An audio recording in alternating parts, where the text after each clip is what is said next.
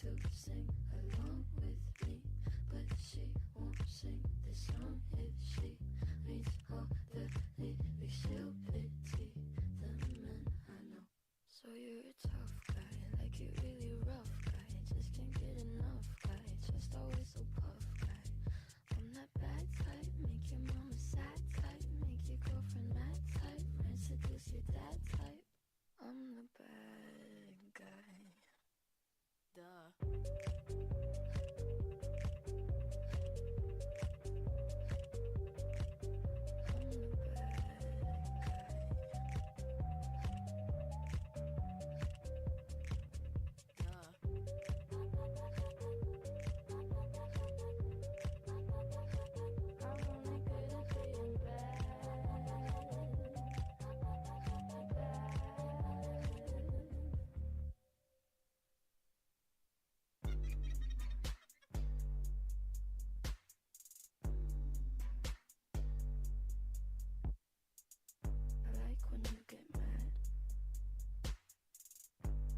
I'm pretty glad that you're alone.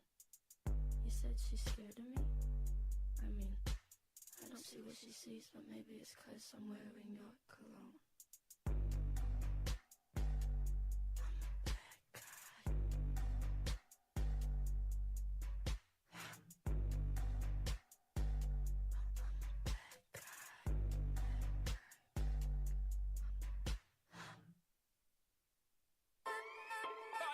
Devotion, call it a mom's adoration, foundation, a special bond of creation.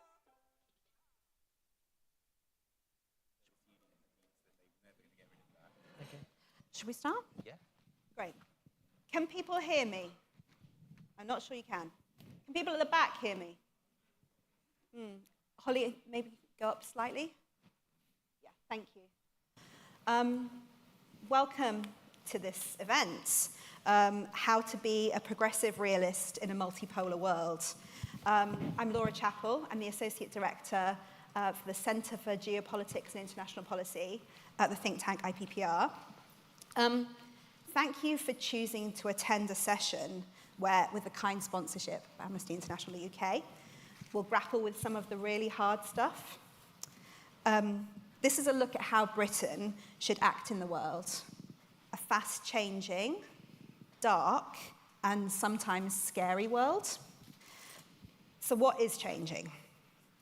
First, the old assumptions that we thought underpinned the international order feel like they're dissolving.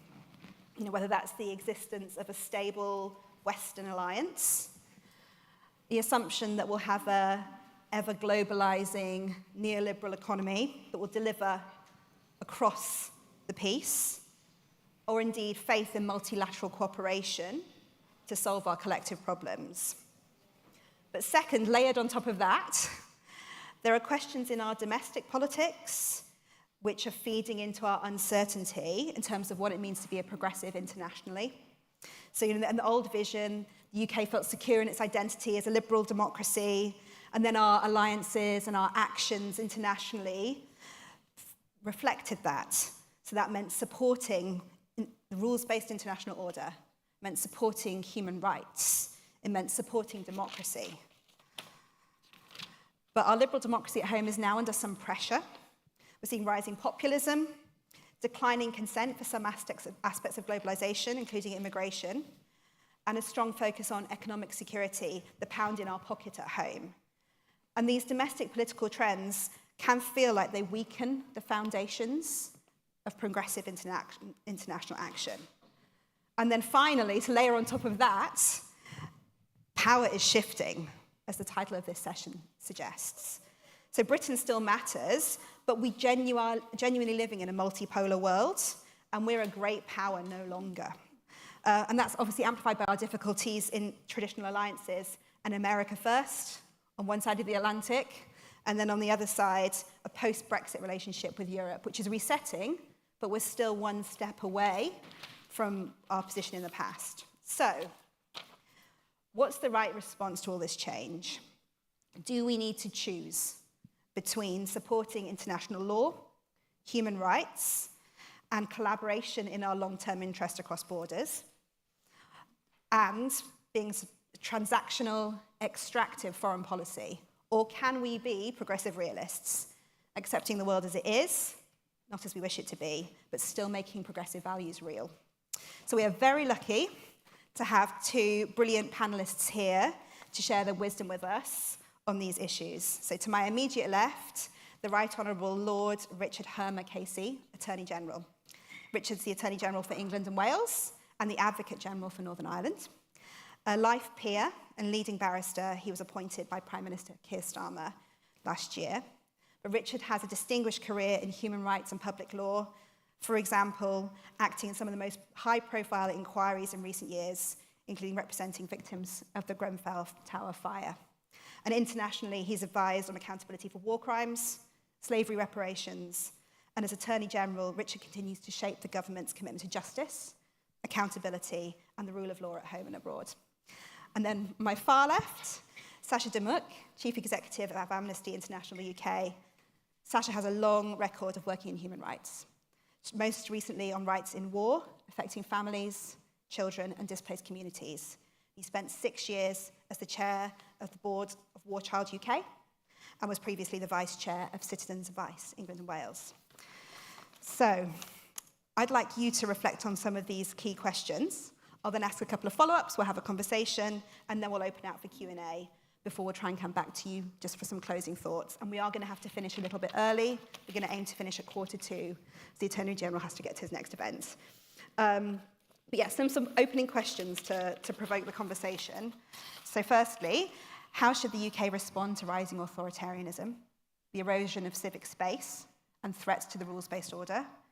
Secondly, in balancing relations with a more isolationist US, how can Labour advance UK interests while forging stronger partnerships with other global actors, including the Global South? And then thirdly, how should we advance important principles like democracy and human rights while recognising the realities of economic interdependence and shifting geopolitics? So, Attorney General, over to you. Thanks so much. Can I be picked up in the back? Brilliant. I'm going to take a bit of a long run-up to those questions, and if I miss anything off in my answers, then I've no doubt you're going to come back in and tell me. And also, I'm going to start with a disclaimer, which is obviously I'm Attorney General, not Foreign Secretary. And so if anybody's hoping for any sort of fabulous new foreign policy announcements, I'm afraid I'm going to disappoint you. But what I am going to do is try and answer your big question through a perspective which I can talk about, which is the international rules-based order and this country's commitment to international law and how we approach international law and how it governs how we interrelate with our partners and indeed non-partners overseas. And to give you the kind of headline answer to your question is I absolutely believe that the kind of progressive realism that the Prime Minister and that David talked about when he was Foreign Secretary bridges that gap between promoting the progressive ideals that underpin the international rules-based order and at the same time serving national interests. And in fact, when properly understood and properly explained, it provides actually concrete solutions for many of the problems that populists talk about but don't themselves offer concrete ways to resolve the problems that people in this country and in other countries are facing. So that's the headline answer. Let me just give a little run-up to it, if I may. It's really easy to forget the immediate past. And, here at conference and in the run-up to conference, there's kind of lots of talk about where we are at. But let's just remember what we left behind on July the 5th of last year. We left behind a government that was playing fast and loose with international law. Indeed, a government that was proudly proclaiming at dispatch boxes that they were boasting that they were breaking international law. We had a candidate for the leadership of the country who then, in fact, won, being asked France, friend or foe, and she said the jury was out. At every turn, we were at risk of becoming a kind of a slight laughingstock, which for a country that has traded so successfully on our reputation as a leader in international law was completely contrary to national interests. 14 months on, where are we? We're a country through the Prime Minister who has proclaimed that we are back on the international law leadership, back as international law leaders. We have played a pivotal role in keeping NATO united, in keeping Ukraine defended, an absolutely critical role in that.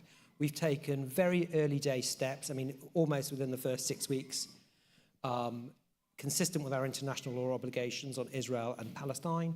We suspended arms licenses. We had funding back to UNRWA. We reiterated our support for the International Criminal Court.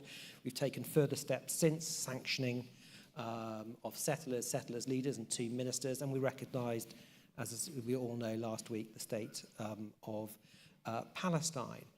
Now, that kind of international law leadership, to come back to one of the kind of questions that you posed, how does it relate to national interest? How do we, in this populist moment, explain to people that it's in national interest? Well, unsurprising to my mind, we're back as international law leaders and we're signing trade agreements. We're signing trade agreements with India, with EU, the US, that will result in not only jobs for tens of thousands of people in this country, but really good jobs that will, I'm afraid, pound in the pocket might be a phrase, but it's through compliance and promotion with international law that we are able to actually achieve things in real concrete terms. Now, I don't seek for a minute to diminish the kind of threats that we face at home and abroad that populism have. And I think that presents a real challenge. It presents a challenge to us as politicians. It presents a challenge to civil society. It presents a challenge to all of us. And I think we need to think carefully about how we respond to it. And I think we do that through a number of ways. Firstly, domestically, I think we need to be talking about how international law works for the benefit of ordinary people in this country. And I think there are lots of strands to that. It's firstly about kind of telling the story about how we got here with the kind of international law framework. I mean, that's the story of the post-1945 framework, but these are also rights. When we talk about international fundamental human rights, these are actually rights that people in this country fought for generations, lost liberty, sometimes lost lives over trying to claim those rights. There are rights taken from the government, not granted from government, and populists want to take those rights off people. And they want to remove the rights to go to courts to enforce it. So I think we need to be telling that story. We also need to be telling the story about how it provides for jobs, how it allows the kind of stability and certainty that comes with it. I think we also want to be really careful about how we talk about it. We don't talk about this because there's a problem, and we mustn't fall into this trap of people who believe in international law being somehow pushed as defenders of the status quo, right? I mean, the status quo isn't working for people, right? We know that. And we cannot let international law, or law more generally, the rule of law, be painted as a blocker to that. It is not.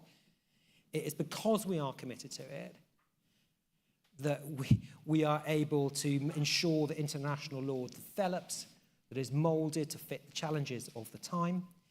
And we can do that in a way that serves not only the kind of interest of the international community, but absolutely our national interest. And we've got to be out there talking about it, and we've got to be out there talking about it in language that we understand. So, sorry, that's a very long answer, and it's not actually answering the 3 questions you posed, but it is answering what I think was your meta question, right? Which is, how do we react to the populist? How do we react to this kind of populist tide? And is there a mismatch between reality and progressivism? And I really don't think there is. And I think what the Prime Minister is setting out about progressive realism is the way forward. Thank you so much, and I'm very happy to have you answer the meta question. That's great. Sasha. Thank you, and thank you, Richard. So I agree with large parts of what Richard said. So I'm going to try and make sure I say some things that are new and additional too. I think where I want to begin is by actually challenging the sort of question that's in the subject matter of today's debate, because I don't think we are now in a multipolar world. I think we should be.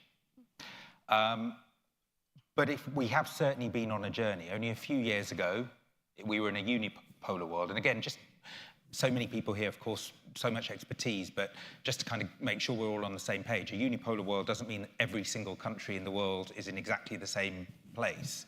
It means that there's one dominant power, and you're essentially choosing whether to be very closely allied with that dominant power or sort of on the sidelines. I'd argue where we definitely aren't in that. The world is at the moment on a cusp as to whether I think we're in a bipolar world or a multipolar world. And so in a way, the first question is, and this, by the way, in some parts of what I'll say, I'll be speaking as myself beyond Amnesty International's positions, not contrary to them in any way, but in some of the questions we're debating today go beyond them.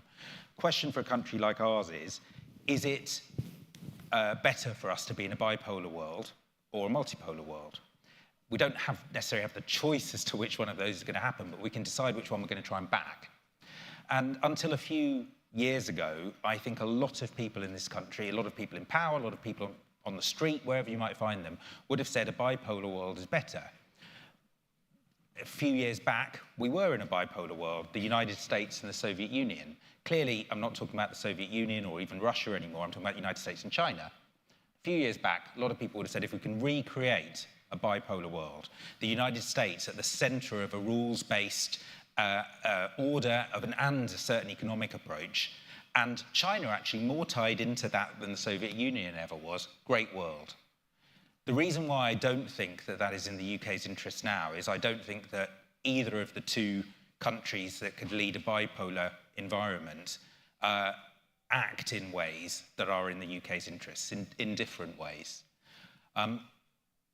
I wouldn't for a second expect government to say what I'm about to say, and this is definitely one of the things that's my point of view rather than Amnesty's, but I do not believe for a second that the United States would honour a single one of its treaty commitments to a country like the UK if it felt that it was going to need to put a single one of its soldiers at risk or spend anything that wasn't in its direct economic interests. The reason I don't blame a government now in the UK for not drawing excessive attention to that is why would you want to draw excessive attention to something that's an utter strategic risk to us at the moment, but I think it's a reality. China, ironically, on paper, might be more clear that it does want to follow certain international rules and certain international structures, but the reality is that the gap between what it says it does and what it's secretly doing is massive. And certainly its expectations of the power relationship with your country, if you're part of that bipolar relationship, is not one that we would want. So I actually think it's in the interests of this country to forge a multipolar world, which isn't the same as two big powers and everyone else just around. It's a kind of third strand.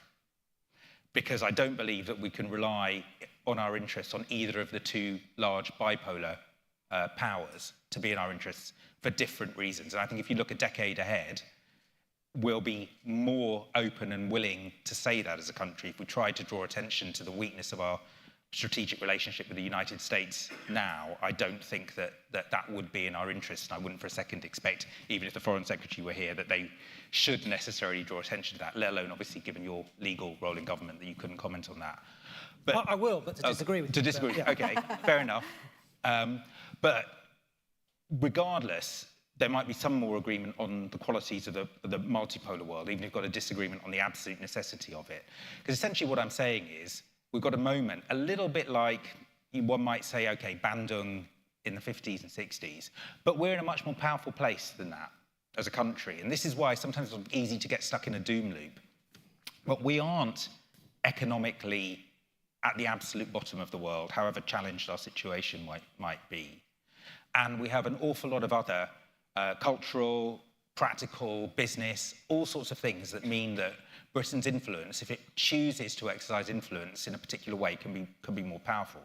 So in a way, what I'm arguing for is our country's interest in trying to forge the right kind of multipolar world.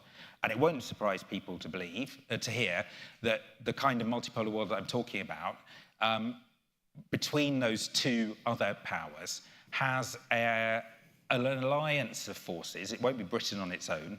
Let's not have the strength for that. But an alliance of countries, an alliance of forces that do believe in the kind of rules-based order we're talking about.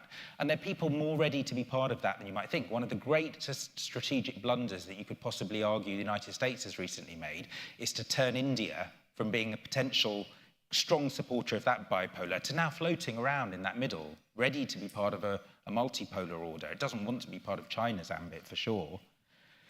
So yes, what are the kind of qualities that we need? Not just to sort of vocalize belief in a international order and international frameworks, but absolutely we need consistency in our belief in their practices, not just for traditional British friends, but actually traditional British foes, where we speak up when we're saying those rules apply, but actually speaking up forcefully when they apply to friends as well.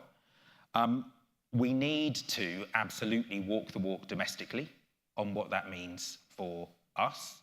And it does mean that times when we don't do that, we not only undermine our ability to build this multipolar world, but I think we undermine people's confidence that we would ever really abide by those rules in the future if we're going to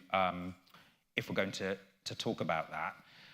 And I think we need to be forging a vision of what applying those principles means, and some of the things that Richard, you just spoke about, actually why that is so strongly of benefit for domestic politics too.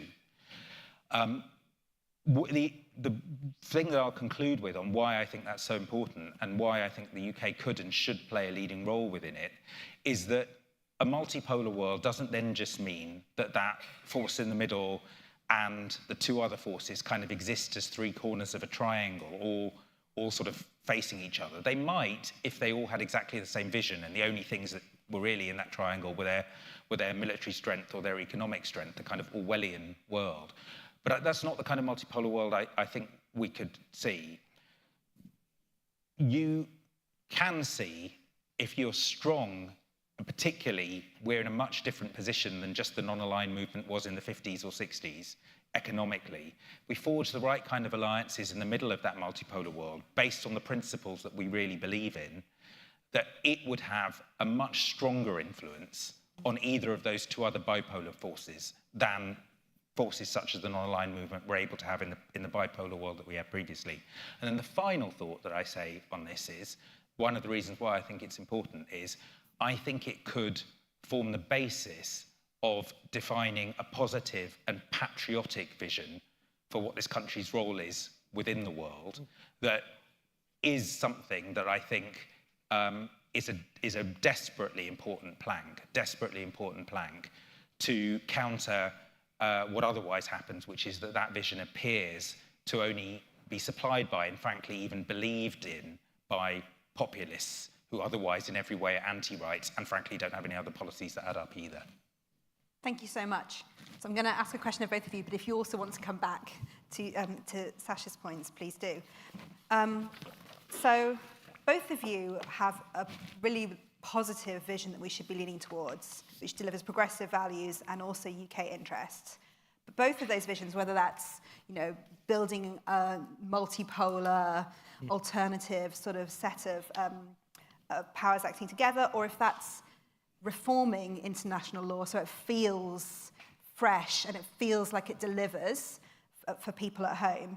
Both of those are projects and they require first a sort of conceptual acceptance that we need to do that thing, and then they require resources, time, leadership, communication, consistent communication that this is what we're doing, this is why we're doing it, and this is why it delivers. In some instances also, you're investing a little bit for the long term, and as opposed to doing the thing which delivers right now. So how much faith do you have that we're in a position where we can devote that time, that resource, that energy to building the basis of this successful, progressive, realist approach? Why don't kick off and also just respond to kind of Sasha's analysis, some of which I agree with, some of which I don't. Probably not for the first time. Look, I'm seeing this through the prism, actually, of someone who consider myself to be an Atlanticist. And I absolutely believe that this country's interests are closely allied with the interest of our closest ally in the United States. I think if you need a reminder of that, it's the challenge to me of our generation, which is Ukraine, Russia at the moment. And I think what Keir has managed to do in terms of his relationship with President Trump is going to prove, when we look back at this time in history, as pivotal.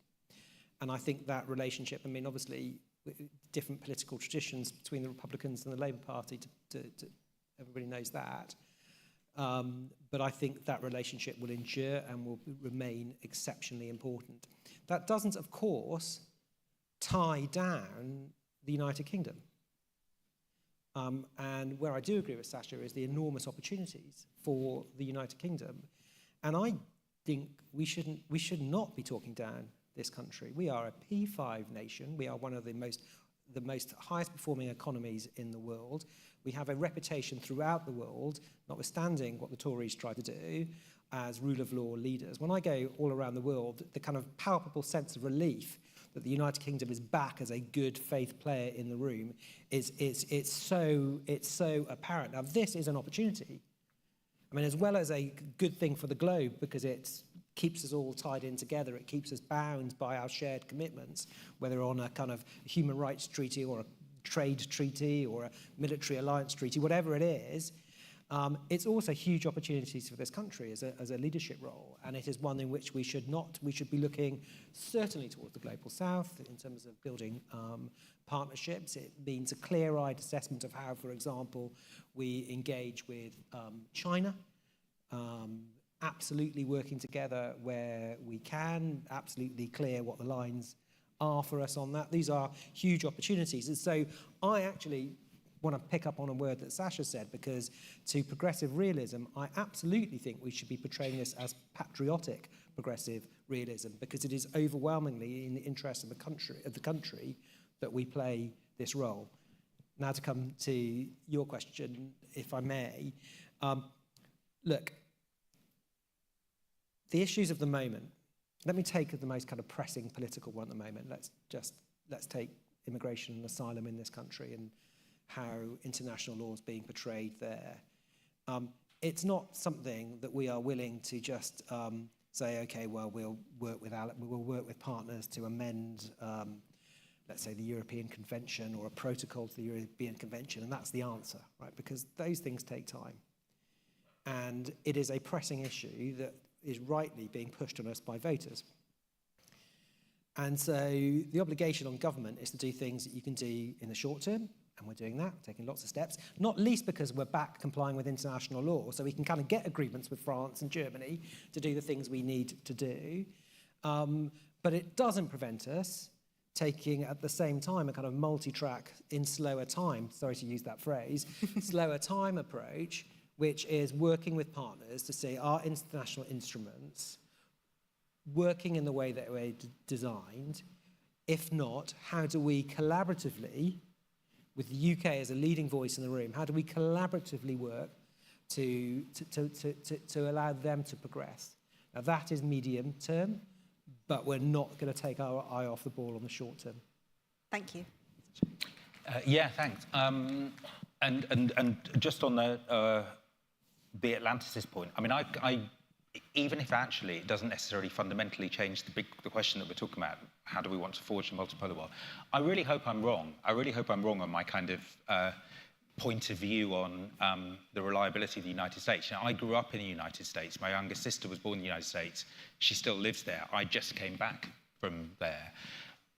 That observation, I think, is solely based on how far I think 50% plus of US opinion has gone from believing that this is in the US's interests. But I hope I'm wrong. I genuinely hope I'm wrong.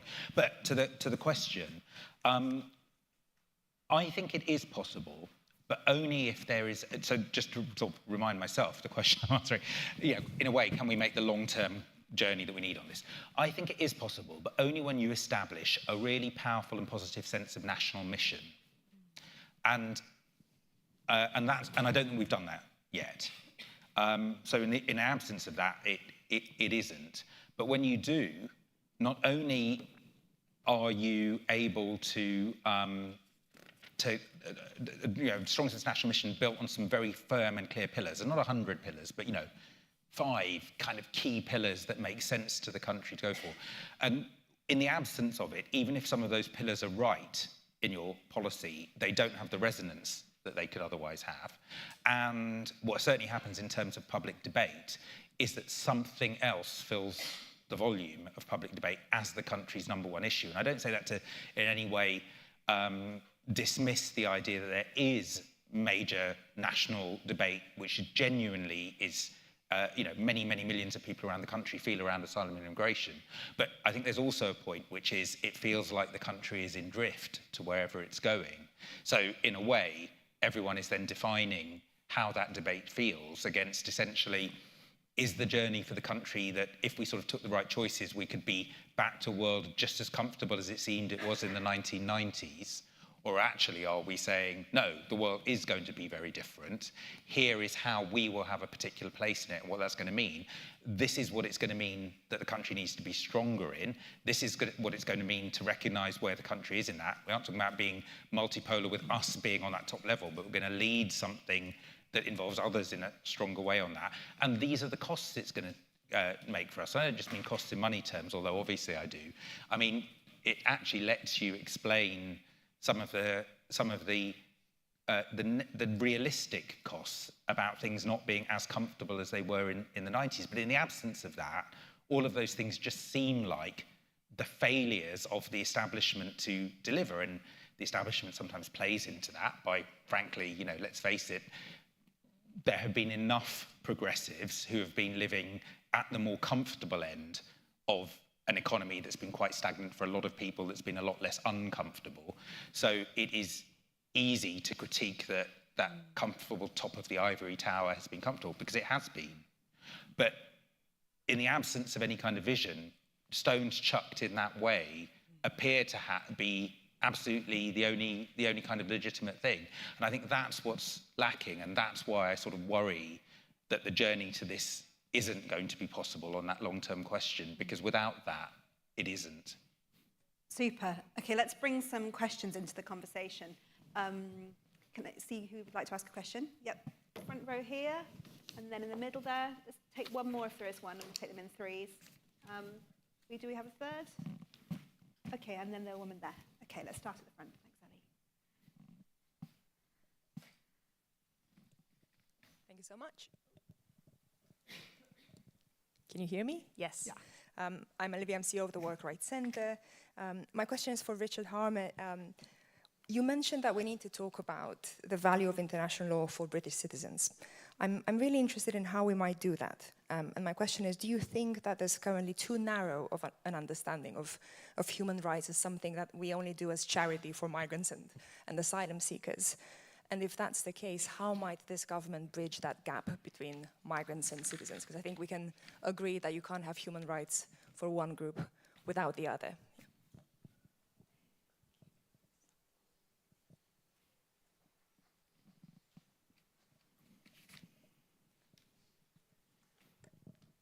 Hi, Stephanie Edelman from Justice.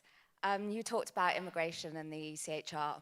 Do you think we need to have an honest conversation about the role that the ECHR actually plays in the immigration debate, in that changing the rules on the implementation of Article 8 domestically is not going to stop the boats, and only a very small proportion of foreign national offenders are prevented from being deported on human rights ground? And if we don't have this honest conversation, do you think that's going to set us up on a path to withdrawal when changes to Article 8 domestically don't deliver the results that people think they want to see?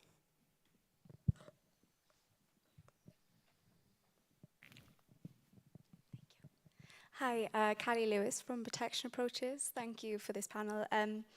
rights in terms of who has them, who doesn't, who seemingly deserves them, and who doesn't, are increasingly weaponized by malign actors both within and outside our borders. I think of Russia, China, and increasingly the US. Do you think we're equipped to acknowledge and counter these efforts? And if so, what does that look like? And to Lord Hermer specifically, how can your office play a role? Thank you. That's brilliant. And I'm just going to build on that second question, which I think is really interesting, because I'm interested to know whether you both think we've now reached a moment where taking the action that people want you to take, even though it isn't going to deliver the results, we've run out of road for that kind of thing, and we now need to be in the actions which actually deliver the results that people want. Anyway, over to Sasha. Do you want to pick up the questions first? Yeah, I mean, a couple of them are sort of, I think, very direct to Richard. It's not that I don't have points of view on them, but just for the benefit of time, I'll let you take them. But particularly in the middle area, I mean, look, there's no way on earth that the changes that are being talked about in whether if there were changes in relation to Article 8 or even Article or Article 3, but 8's obviously the kind of the big bucket. I don't believe that they'll deliver results at all that would somehow satisfy the political debate around this. But you know, the question was about, do we need a conversation about the role that the ECHR plays in the immigration debate? And I suppose brackets, or what are the failures that are not delivering what people would want? And to your question, I think what we're not seeing is political leaders, or policy leaders, if you want to put that kind of small p label on myself, because I'm about to point to a failure, so let me take some of that failure, right? You're not seeing people like me say, this is how a system should work. So as a result, is it surprising that when random bits of public debate, fueled by populists, but even like a reasonable ordinary person is going, well, I wonder whether this is the problem, I wonder whether that is the problem. I mean, of course they might say that, but that'd be like saying to me, you know, why don't you work out what could make a better running accident emergency hospital system? I'm not a physician, but if I sat there and thought, oh, as a punter, I wonder if it's this or I wonder if it's that, and that's how we conducted health debate, what would the outcome be like? It's like that when it comes to the entire asylum immigration system. So what you don't have is politicians saying, do you know, actually, we process stuff in this system. We process it like we're processing a tiny number of applications using systems from the 50s and 60s.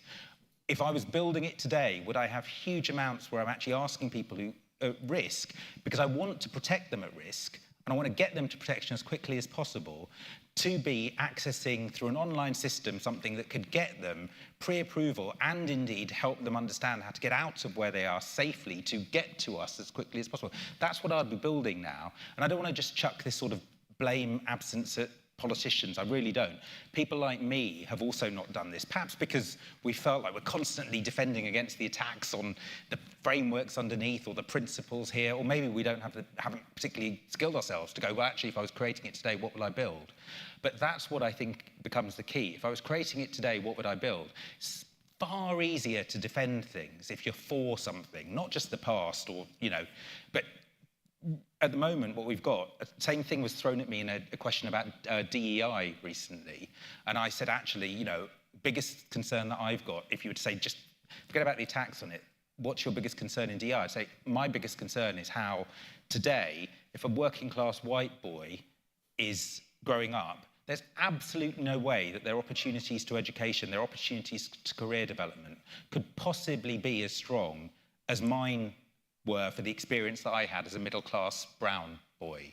That's my biggest concern in that. So actually, that's kind of what I want that to help deliver more. It's easy to be for things and then for the levers for them. So I think the interesting thing around that second question is not so much all about trying to say what role the ECHR should or shouldn't play. It's actually, if we wanted to build this system today, progressives wanted to build this system today, what would be the core pillars of delivery within it? And then, yes, what legal frameworks might we have underneath to guard against failures of those core pillars? But if we did it that way around, you'd rely on those legal frameworks a darn sight less.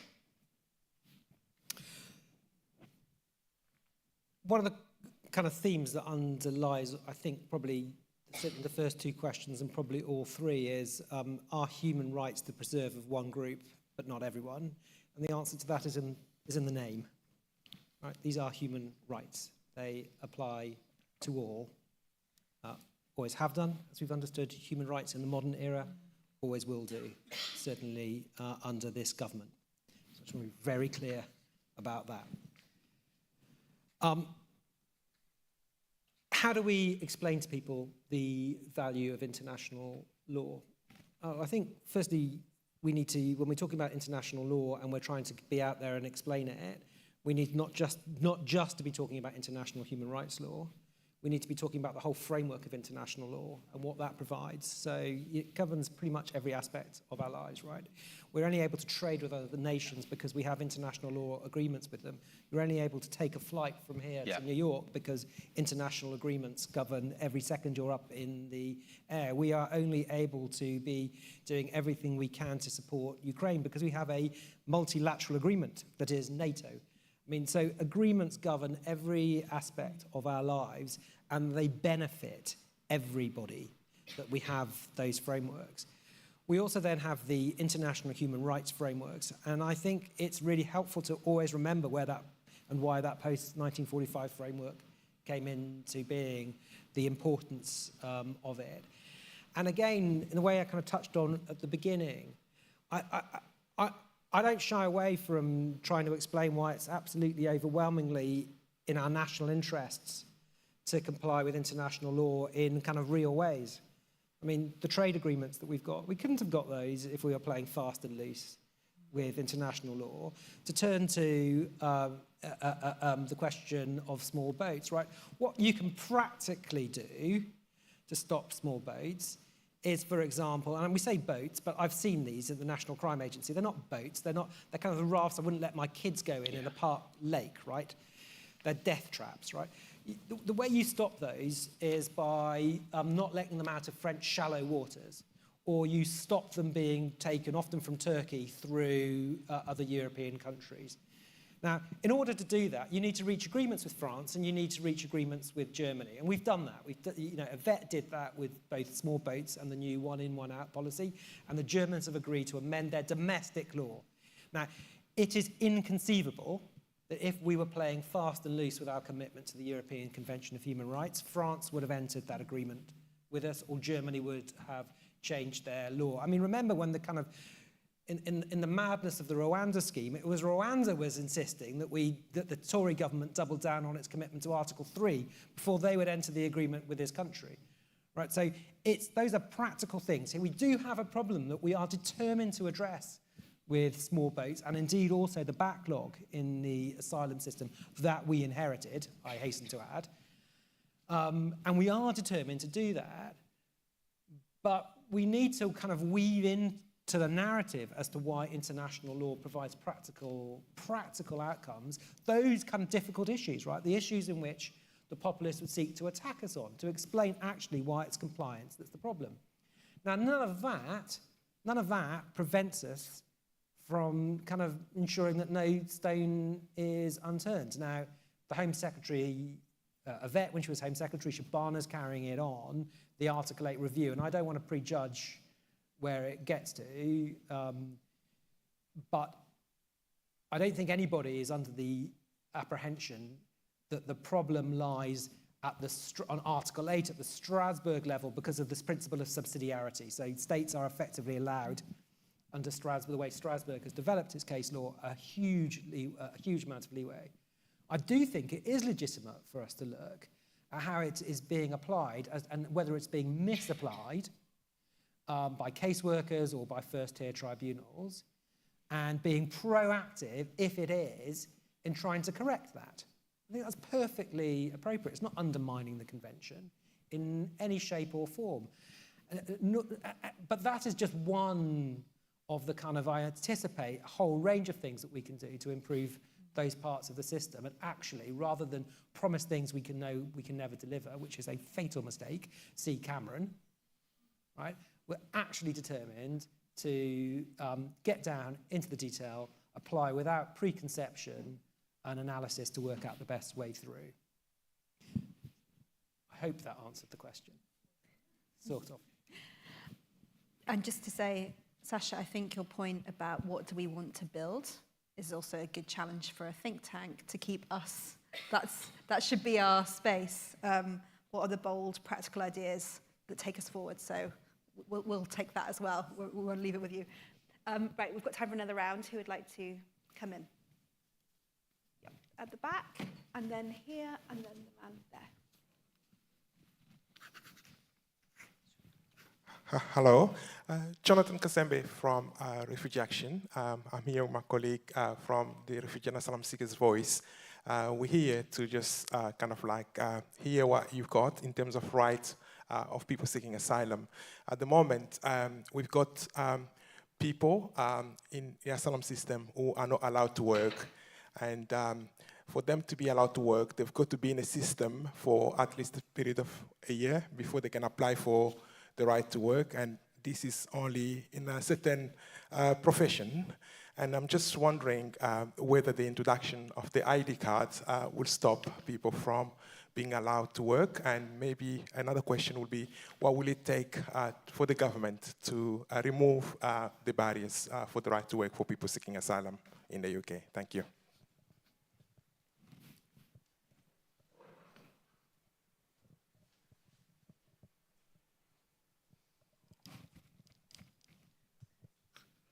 Thank you so much to the panel. I'm Zoe Bantman, the Legal Director of the Immigration Law Practitioners Association. Just right off the back of your response, Lord Hermer, to Stephanie's question about Article 8. People are going to stop me calling me Lord Hermer. It sounds far too grand. Go, Richard. Richard. You mentioned you think it's perfectly legitimate if Article 8 is being misapplied by Home Office decision makers or the first tier tribunal to look at how it might be applied in a different way. And of course, we have the white paper earlier this year referred to new legislation to redefine exceptional circumstances in relation to Article 8.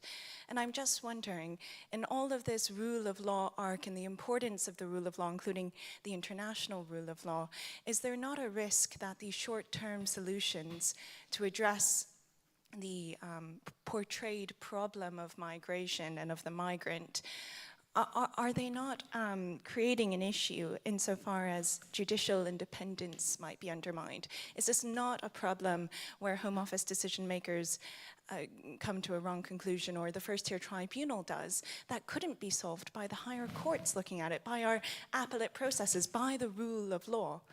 So I would be keen to hear your thoughts.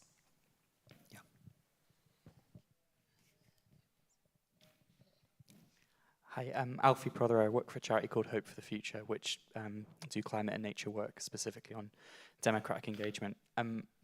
You've been quite clear on your views on ECHR and positive about it, and the government's positiveness about it. I just was wondering if you could be incredibly clear that there is no scenario for a Labour government in the next 3 to 4 years where there's a U-turn on their stance on ECHR, and that there's a change on that stance on withdrawing from that, and that's not something that could happen, or if it is something that could happen, what the scenario would have to be to make that change. Well, can I answer the last one first, because it's the easiest? We will not be withdrawing from the ECHR. Prime Minister could not have been clearer. Full stop.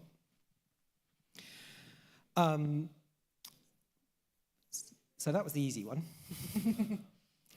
Can I just say some things about the asylum system? And I said at the beginning, I'm afraid I'm not going to be giving you any new policy announcements. And so I'm not going to be giving you any new policy announcements. But I just want to say two things. One about this country's history with the Refugee Convention. And then secondly, just the kind of point about ID cards.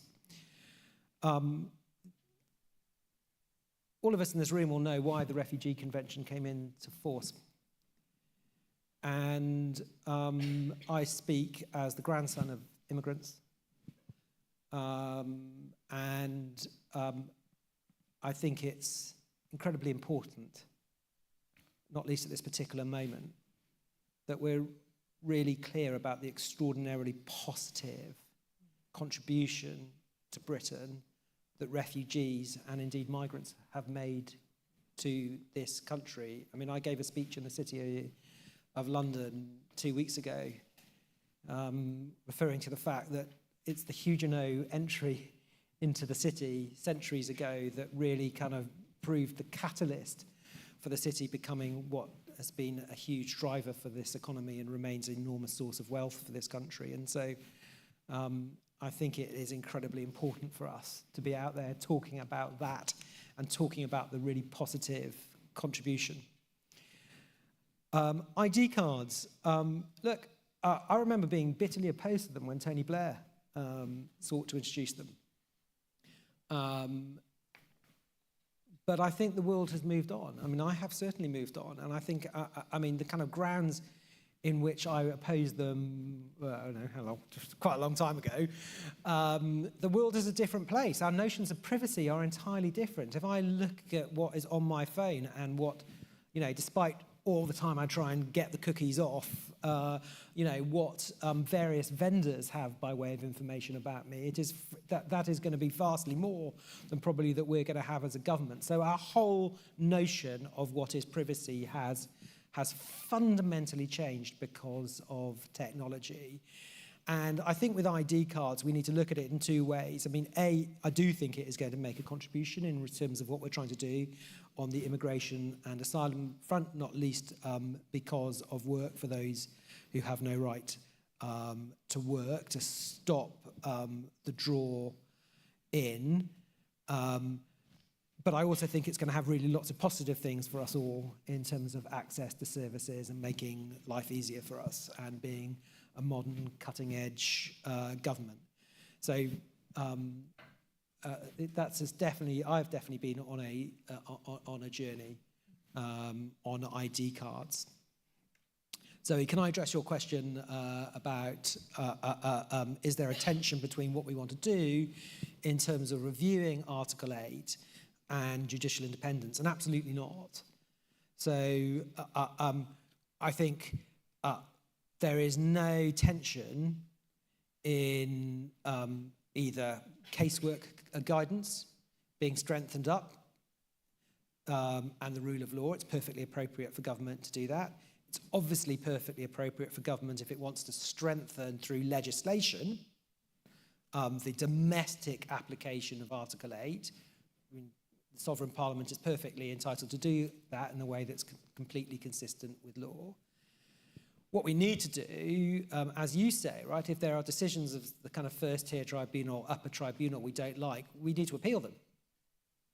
And that's the way it works under the system. And what I'm determined to do as attorney is assist the Home Sec, who I know is absolutely determined to do this, in ensuring we have a kind of a first-rate litigation strategy that is ensuring that we are tightening up Article 8 in the way that we want to do it through just intelligent use of litigation.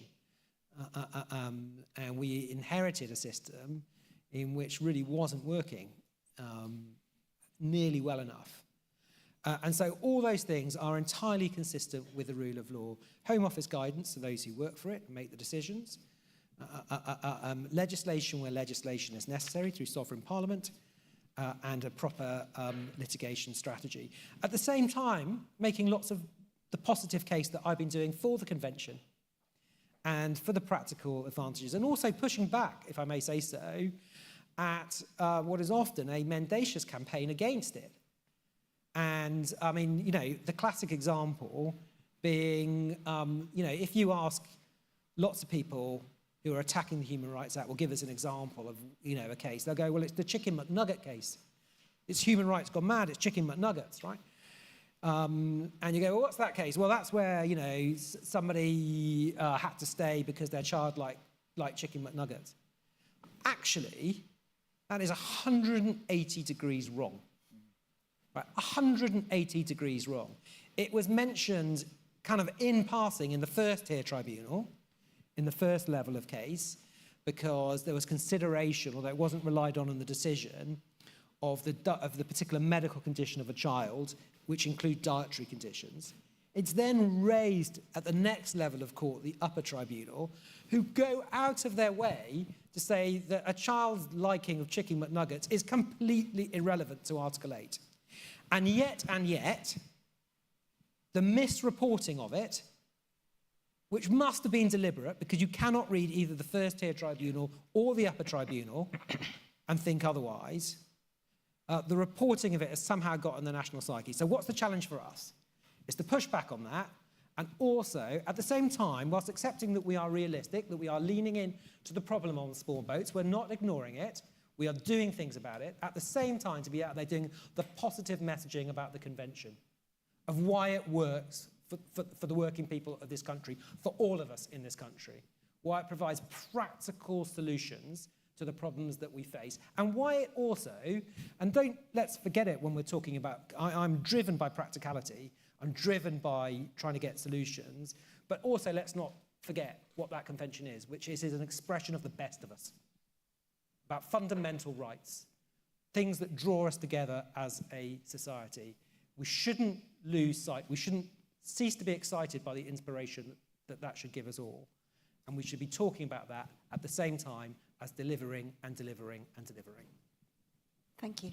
Sacha. Yeah, I'll be quick, just looking at the time. But by the way, I 100% agree on that point you just made about pushing back on falsehoods. And, you know, I can't for the life of me understand why so many mainstream media, including, frankly, media that are governed by strict public guidelines like the BBC, seem to be taking this kind of relativist approach in a lot of their coverage, which is, well, we'll just ask what some people think and what some other people think, when there is actually a fact at matter. But that's a broader bit of debate. Look, just on a couple of things.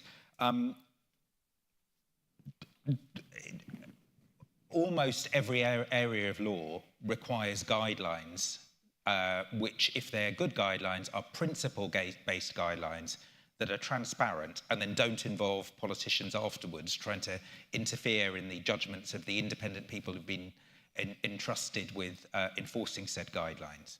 So theoretically, absolutely, the modernisation of guidelines to say, what does Article 8 mean in 2025, if done on a principle basis, done on an evidential basis, there theoretically could be no issue with them. Why do some people, potentially, including myself, think about that with some nerves? Well, just look at another area and see how politicians of different parties have been ready, as soon as there's a sort of news story up there, not to necessarily challenge the myth, but to trample on the Sentencing Council as an easy lever to pull in order to do a tweet. So the confidence with which people have that politicians of different parties might come up with guidelines and then respect the bodies enforcing them. You know, maybe if we're in a world where that was seen more consistently, that would be good. And then just on the point that was made around ID cards, etc. I mean, look, as well as being a citizen of the UK, I'm a citizen of India. I come from a country where ID cards have helped to get rid of all sorts of corruption. They've helped to get money to people who deserve the money rather than, you know, village elders who in some cases were taking them away, which, by the way, is actually the meaning of Deshmukh. It translates as Mr. 10%. That's what it means, because it was a role for a village elder who took 10% off. So, you know, I want to challenge that meaning of my name, how wrong it was. Exactly, totally wrong. So they can deliver that. I've also seen how the fact that the reliance on them was then used by a government at a particular moment to be able to identify people of a certain religion. So, you know, all of these things come down to the question of how are these safeguards built in? I absolutely have some concerns as to whether that would be done properly and adequately here in the UK in a new system, and what role big data might play within the system. But these are questions to kind of ask. The bigger point just around what I think your name was John, the question that you asked, was you talked about work, and this comes back to what I said about a model of asylum, a different model of asylum. It's no one's interest. Like a basic psychologist would tell you it's not in the interest of the individual, let alone society, for people to be hanging around not able to work, and let alone then the perception of them being subsidised for that period of bureaucratic inefficiency, which is effectively what it is. A period of bureaucratic inefficiency to get to a point that can make a decision. So a different methodology, which meant that from the moment they were here, they were able to contribute, would be a darn sight better thing, but an ID card alone would not necessarily change that one way or the other, obviously. We're coming to a close. I think there's a consensus on this panel that being a progressive realist is a good thing. Good thing. So, can I ask you each one action that you're taking forward that will bring that into being in the world? So you said you're driven by practicality. What are you prioritising as a progressive realist to both of you? So I'm getting out, not least to young people, to talk about what the rule of law means in real terms, the benefits it gives, the values, and how it draws us together. That's what I'm going to be doing. And Amnesty, I think we are now, well, I know we are now producing many more policy recommendations, as well as just analyses of what may be wrong. And that's not just in the area of foreign policy, that's across all relevant human rights areas, of which obviously large parts are covered then by domestic policy.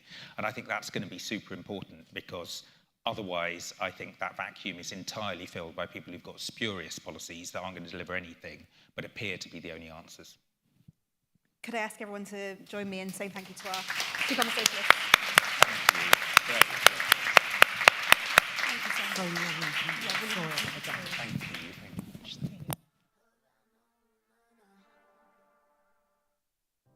You must think that I'm stupid. You must think that I'm a fool. You must think that I'm new to this, but I have seen this all before.